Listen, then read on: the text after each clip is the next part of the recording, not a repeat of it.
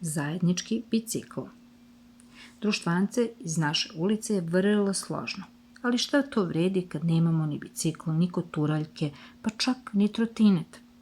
Ali jednog dana dobili smo od čika Šacike stari rashodovani bicikl. Opravite ga i vaš je, rekao nam je on. Ura, uzviknuli smo svi kao jedan. To je bilo pravo zanimanje za nas. Svako je nabavio po nešto. Kombinarke, šrafciger, ulje, lepak za gume. Onda smo dobili i jarko crvenu boju, a četku smo našli podrumskih vrata. Nije prošlo nekoliko dana, a stari bicikl sijao kao nov.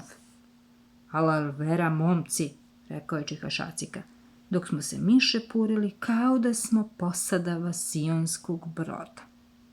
Od tada, pa sve do početka školske godine, vozili smo naš zajednički crveni bicikl, održavali ga i opravljali svi redom.